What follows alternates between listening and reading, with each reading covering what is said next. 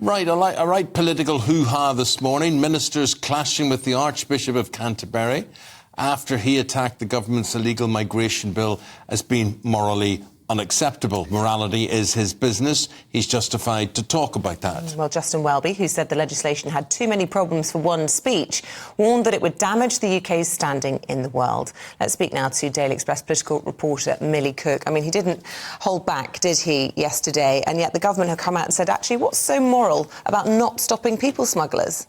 No, he absolutely didn't hold back. We saw some pretty searing criticism from the Archbishop yesterday.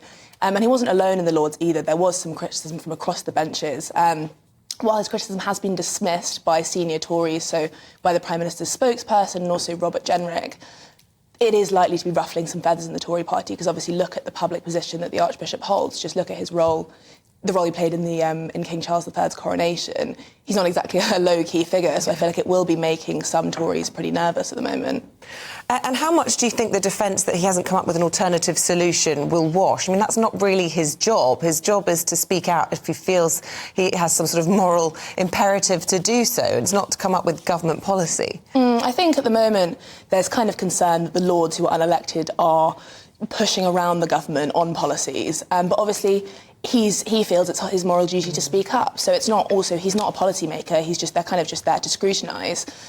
So I think he's just trying to push the government to do what he believes is right, which is partly, to be fair, currently in the Lords, his job. Yeah, it is his job, and being leader of the Church of England is his job as well. He's part of the legislature, being in the House of Lords as well. So these things tie neatly together, but politicians hate being lectured, and they are scared stiff. They're frightened of morality and religion. They really don't like this. But really, has the Archbishop done anything that is unconstitutional? Yeah, or not within his remit? I mean, he is in the House of Lords for a reason. There's a second house for a reason. But equally, one of the dismissals from Deputy Party Chairman Lee Anderson is that the Archbishop is kind of ignoring the will of the people. And he said that about multiple peers in the House of Lords, that he's essentially arguing that... Well, is it the will of the people or is it the will of the government?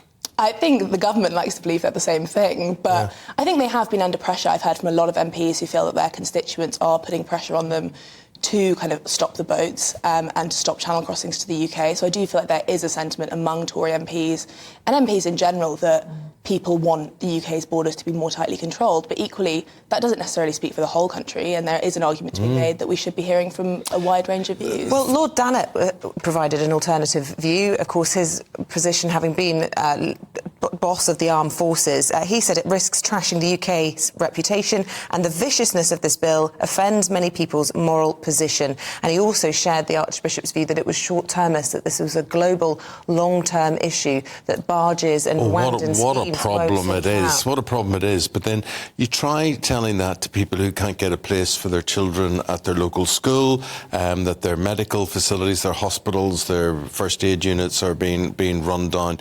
People and other communities being set up on the verge of their existing community, you know, like camps of 500 men somewhere in a village of 2,500 people. And no one's saying this is easy. This is not easy. And it's whether the Archbishop is right or wrong. It is morally questionable, but practically, what else is to be done? And as Jenrick said yesterday, he hasn't come up with another solution. Yeah, and of course the government always has to think about the taxpayer in all of this as well, and the huge amount of money that is being spent on all of that, and they have to balance that with, of course, also the mandate that they have to try and get control of it. I think there is a real sentiment among a lot of people across the UK that everyone's so stretched at the moment that there is kind of this fear about giving too much away to people who aren't in the UK because people are concerned about their own livelihoods. But equally, there's this major fear that the UK is kind of shirking its international responsibility to look after asylum seekers and to kind of stand with the international community in caring for refugees. OK, well, look, you listening, you watching, what do you think about this intervention by the Archbishop of Canterbury? Whether you're religious or not, do you think that he has a moral duty, a right to spiritually guide or lead the government and the rest of us?